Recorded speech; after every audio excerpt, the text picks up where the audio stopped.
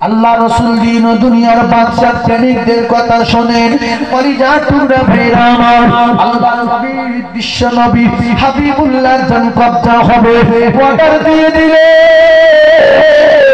আমি আমার জান কবজার অনুমতি দিয়ে দিলাম ও মুসলমানেরা ও নামাজি ভাইরা ও জ্ঞানী ভাইরা ও শিক্ষিত ভাইরা শিক্ষিত মা বোনেরা বেটিরা আল্লাহর নবী যখন অনুমতি দিলে হযরতে খাতুনে জান্নাত ফাতিমা বসা ওঝর জয়নে কাঁদে আব্বু চলে যাবি ও কলিজার টুকরা কিতাবে লেখা মালাকুল মউত অনুমতি পাওয়ার পরে যখন আগুন ঠেকালেন বুকে আল্লাহ নবী দিন দুনিয়ার বাদশা বললেন দাঁড়া মালাকুল মউত দাঁড়া আমি অর্ডার দিলাম আমার কি তুমি কলিজায় পাহাড় চাপিয়ে দিয়েছো পাহাড় চাপিয়ে দিয়েছো নাকি মালাকুল মউত ভয়ে সন্তুষ্ট হয়ে গেলেন ইয়া রাসূলুল্লাহ পাহাড় চাপাইনি ইয়া হাবিবাল্লাহ আমার আল্লাহ পাক বলে দিয়েছে আমায় যদি দোস্ত অনুমতি দেয় এত আসানি সঙ্গে জান কবজা করো আমার দোস্ত যেন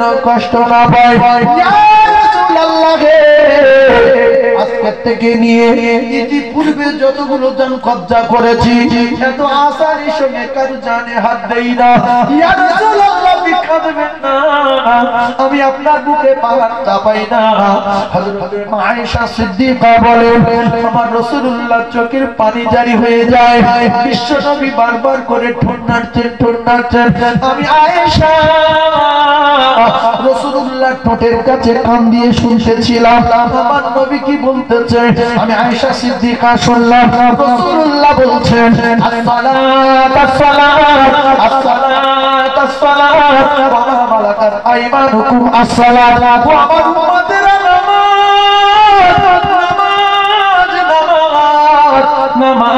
নামাজ জান্নাতের রানী আচার পাচার করছিলেন আব্বু চলে যাবে আল্লাহ রাসূল বললেন ফাতিমা তুমি তো আমার কলিজার টুকরি তুমি আমার জানের জান ফাতিমা তো জোহরার মা মারা গেলি এতিম হয়ে গেল মাহারা হয়ে গেল রাসূলুল্লাহ জানের চেয়ে ভালোবাসতেন ফাতিমা জানের টুকরা ফাতিমা কলিজার টুকরা ফাতিমা রাসূল বললেন মা তুমি কেঁদো না আমার কষ্ট হবে মা আমি কথা দিলাম কলিজার টুকরি ফাতিমা আমার ইন্তেকালের পরে আমি সর্বপ্রথম তোমার সঙ্গে দেখা করব মা তুমি কেঁদো না আমি কথা দিলাম মা তুমি কেঁদো না মা ফাতিমা জোহরা বুঝতে পারলেন মা ফাতিমা জোহরার জানতে বাকি নেই আমার আব্বা জানের ইন্তেকালের পরে আমি ফাতিমা আমার মৃত্যুর পেয়ালা পান করতে হবে আমার ইন্তেকাল হবে ও কলিজার টুকরারা এমন অবস্থায় দেখা গেল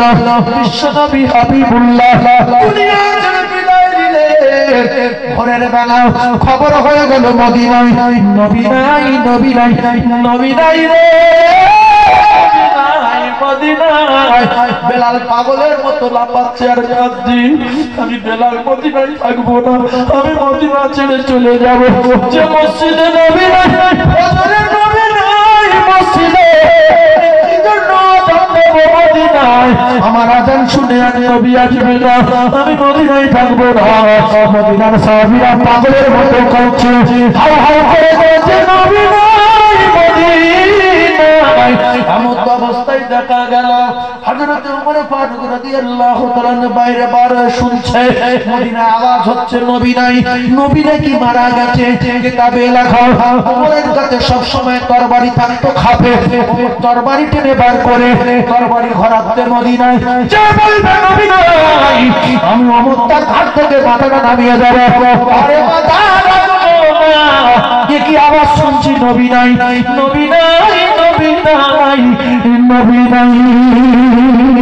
হযরত আবু বকর সিদ্দিক রাদিয়াল্লাহু তাআলা হিজরতের সাথী মক্কার সাথী মদিনার সাথী ছোটবেলার সাথী খেলার সাথী রে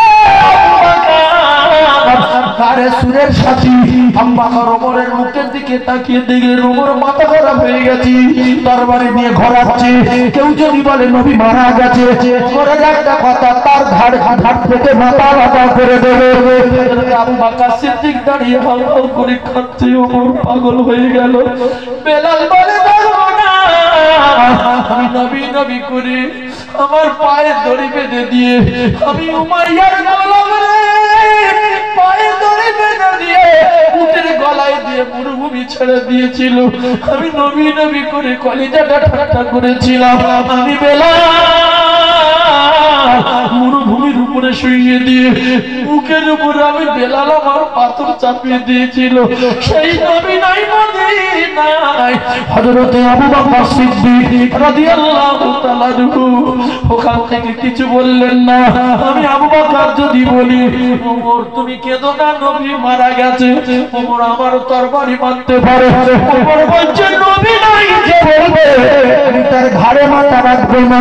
ওই দৃশ্য দেখে হযরত সিদ্দিক আকবর কিছু না বলে কদম তুলে আয়েশা সিদ্দিকার হযরতের দিকে রওনা হলো।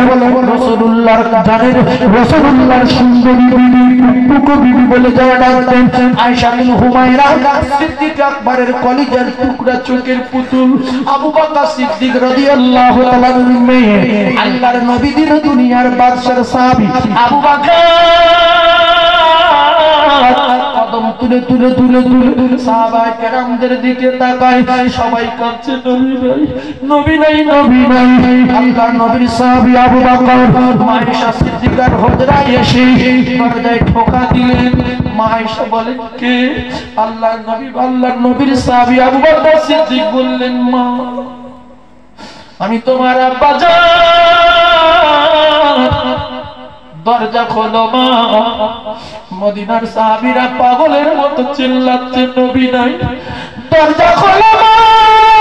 হযরত আয়েশা সিদ্দিকা দরজা খুলে দিলেন।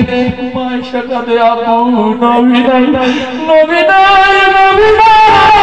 জান্নাতের আলী চোখের পানি রাখতে পারে না, নবী নাই আবু, নবী নাই। আমার আব্বু চলে গেছে আর বেঁচে নাই। হযরত আয়েশা সিদ্দিকা কাঁদে। আল্লাহর রাসূলের সাহাবী সিদ্দিক আকবর কাঁদতে চোখের পানি জারি হয়ে যেতে ওইভাবে সিদ্দিক আকবর চলে গেলে চোখের পানি জারি করতে রাসূলুল্লাহর মাজার কাছে গিয়ে বসলেন। আমার সোনার নবীর গায়ে চাদর ঢাকা দেওয়া, আমার নবী শুয়ে আছে, চাদর ঢাকা রে নবী আমার সোনার নবী নূরের নবী চাদর ঢাকা। সিদ্দিক আকবর রাদিয়াল্লাহু তাআলা আনহু হিজরতের সাথী আবু বকর, গারে সুরের সাথী আবু বকর, মক্কার সাথী আবু বকর, ছোটবেলার সাথী আবু বকর, জানের সাথী রে আবু বকর। মুখের কাপড় খানা তুললেন, কিতাবে লেখা হযরত সিদ্দিক আকবর রাদিয়াল্লাহু তাআলা রাসূলুল্লাহ মুখের কাপড় খানা তুলে জীবনের মতো আবু বকর রাসূলুল্লাহর কপালে আর একটা চুমা দিলে। নারে তাকবীর। টুকরা ভাইরা আমার ও সোনার চাঁদেরা রাসূলুল্লাহ শুধু বলছিলেন। মা আয়েশা বলেন আসসালাতু আসসালাত আসসালাতু আসসালাত ও আমার উম্মতেরা নামাজ নামাজ নামাজ নামাজ নামাজ। কলিজার টুকরা মায়েরা ও সোনার চাঁদ বোনেরা বেটিরা একটু ভালো হয়ে যান মা, একটু পরিবর্তন হয়ে যান মা। রাতে দিনে যাও অন্যায় করি, তলায় একতলায় মাটির তলায় সব জায়গায় আল্লাহ দেখতে পায়। নাহনু আকরাবু ইলাইহি মিন হাবলিল ওয়ারিদ।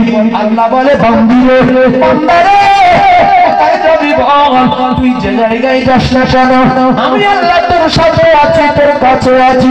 তোরা তো কাছে ঘরের যে মোটা শিরা আছে ওই শিরা অপেক্ষায় আরো নিকটে রয়েছি।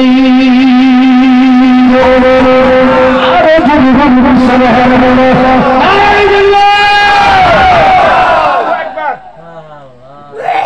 আমার কলিজার টুকরা মুমিন, আমি আপনাদের